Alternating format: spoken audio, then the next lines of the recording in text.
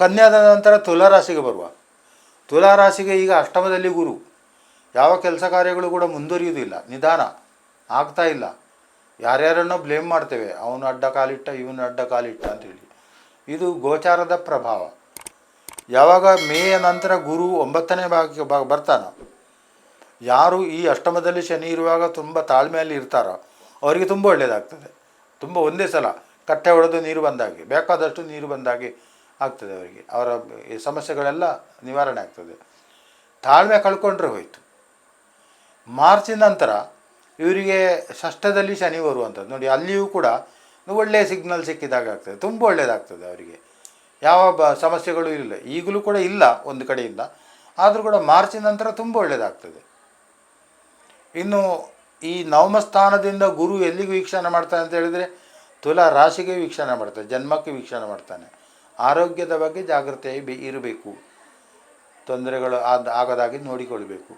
ಒಂದು ಕಡೆಯಿಂದ ಎಲ್ಲವೂ ನಮಗೆ ಸುಗಮವಾಗಿದೆ ಅಂತ ಹೇಳಿದರೆ ತಕ್ಷಣ ಅದು ಅನಾರೋಗ್ಯದ ಸೂಚನೆ ಇರ್ಬೋದು, ಅದಕ್ಕೆ ಸ್ವಲ್ಪ ಎಚ್ಚರಿಕೆ ಬೇಕು.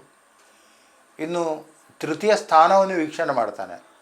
ಆವಾಗ ತನ್ನ ಪರಾಕ್ರಮ ಸಾಧನೆಗಳನ್ನು ಎಲ್ಲ ಮೇಯ ನಂತರ ತೋರಿಸಲಿಕ್ಕೆ ಸಾಧ್ಯತೆ ಉಂಟು, ಅದು ಪ್ರಕಟ ಆಗ್ತದೆ. ಅದೇ ರೀತಿಯಲ್ಲಿ ತೃತೀಯ ಸಹೋದರ ಸ್ಥಾನವೂ ಆಯಿತು, ಮಿತ್ರ ಸ್ಥಾನವೂ ಆಯಿತು.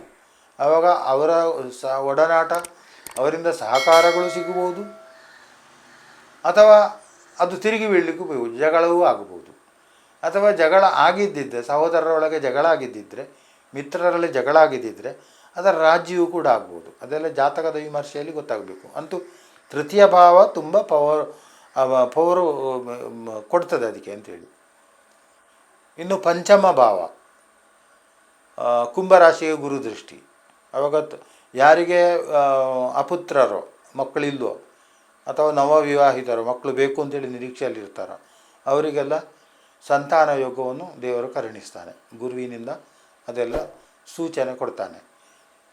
ಉಳಿದಂತೆ ಬಾಕಿ ಲಗ್ನಕ್ಕೆ ಇದು ರಾಶಿಗೆ ಗುರುದೃಷ್ಟಿ ಇರುವುದು, ಆರೋಗ್ಯ, ಅದರ ಬಗ್ಗೆಯೂ ಕೂಡ ಜಾಗ್ರತೆ ಬೇಕು.